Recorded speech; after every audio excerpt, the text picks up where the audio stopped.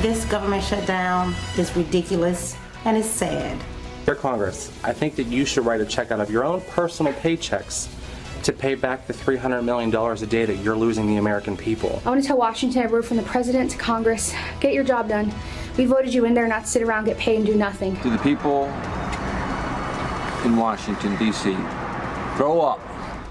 All week long, we've been asking what you would tell Washington. We're going to get the roundtables take in just a moment. First, let's get a response to Speaker Boehner from Senator Chuck Schumer, part of the Democratic leadership team in the Senate.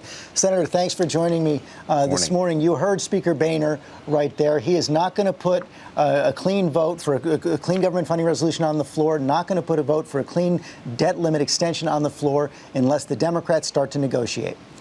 Well, first, the Speaker said there aren't the votes on the floor to reopen the government.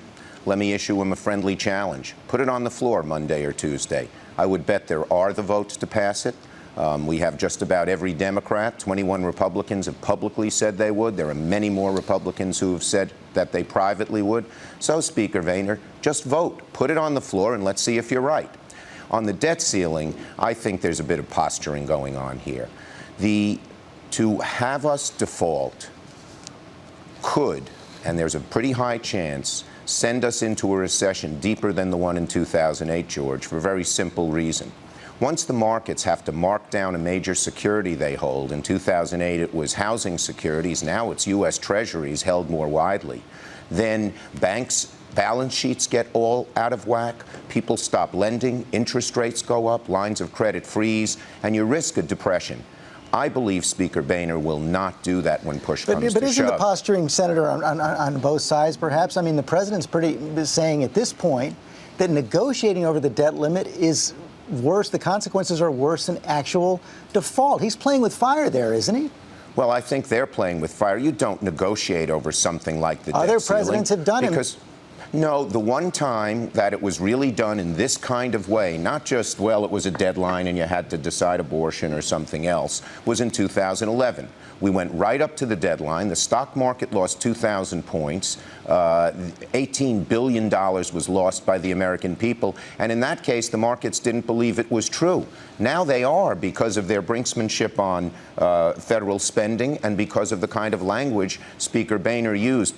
So you could actually have the consequences of default a day or two before it actually occurs. This is playing with fire, and we are happy to negotiate. But we want to negotiate without a gun to our head. Speaker Boehner comes in and he says basically, it's sort of like this. Someone goes into your house, takes your wife and children hostage, and then says, let's negotiate over the price of your house. You know, we could do the same thing on immigration. We believe strongly in immigration reform. We could say we're shutting down the government. We're not going to raise the debt ceiling until you pass immigration reform. It would be governmental chaos. I know you believe, Mr. Senator, that the Speaker is going to blink, that the House Republicans are going to blink. But if they do not, then what happens on October 17th? Is it really preferable to have all those consequences of default than to have a negotiation? Well, the kind of negotiation you have is one with a gun held to your head, and you just can't do it, and it'll lead to a future negotiation like that and a future one. If you go for this kind of hostage-taking once, and the president did in 2011, it doesn't go away. It comes back worse and worse and worse, and the whole full faith and credit in the United States currency and the United States dollar goes down the drain. The damage is far greater than the damage that Speaker Boehner seeks to undo by somewhat reducing the budget deficit. And we're willing to talk to him about budget deficit. Leader Reid already gave him his budget number when we talked about the resolution about funding the government. We gave in to his number, and then he said Obamacare. He keeps throwing different things at the wall, and we know the reason why.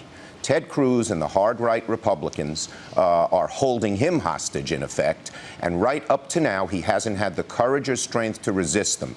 Sooner or later, he'll be forced to, particularly on the debt ceiling, because the business community, which still has some weight with mainstream Republicans, if not the Tea Party, will put huge clout on him. And as we get closer, the blame will fall on Speaker Boehner and the Republican Party for this upcoming disaster. They'll have to back off. But that could go on for several days. Senator Schumer, thanks very much for your time this morning.